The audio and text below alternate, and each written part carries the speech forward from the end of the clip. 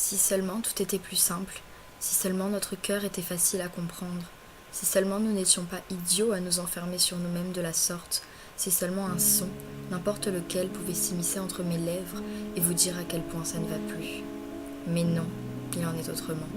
Ce son est en moi et a décidé d'y rester, car il serait trop simple de parler aux autres, de leur exprimer notre peine, de parler sans s'arrêter, de laisser rouler ces petites gouttes salées le long de leur dos et de s'abandonner dans leurs bras quelques instants.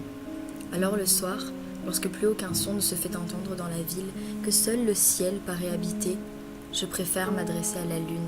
Elle est si belle, si lumineuse, à l'air si sereine et surtout si silencieuse.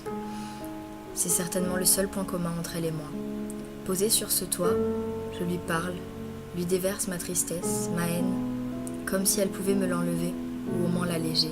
Mes larmes coulent, elles sont mes paroles, qui me vident entièrement de mes forces. Je ne suis plus qu'un corps et une âme vide de toute émotion, de toute pensée.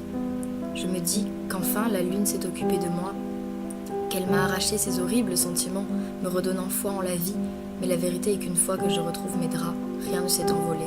Tout a retrouvé sa place, et comme par magie, les larmes que je ne possédais plus tant elles avaient coulé ont retrouvé leur place sur mon visage. Mon vrai visage, celui que seul moi est capable de voir, car il se cache sous quelque chose de plus beau et normal à montrer au monde, mon masque.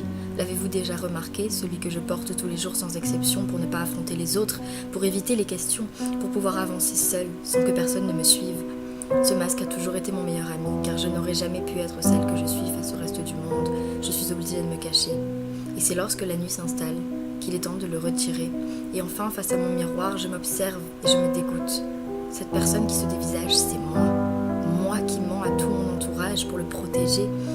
Personne ne mérite d'être entraîné si je chute. Pour être honnête, je le fais aussi pour moi.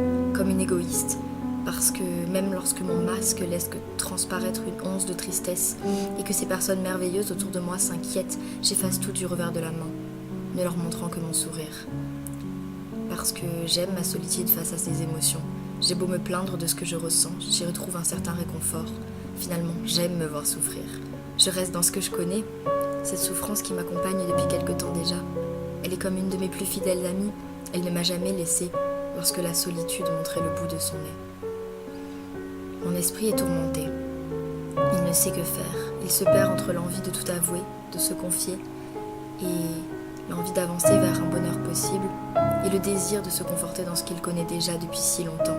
Quel choix va-t-il faire, et surtout quand? En attendant que le dilemme soit résolu, je retourne sur ce petit bout de toit, mon endroit privilégié, et entame à nouveau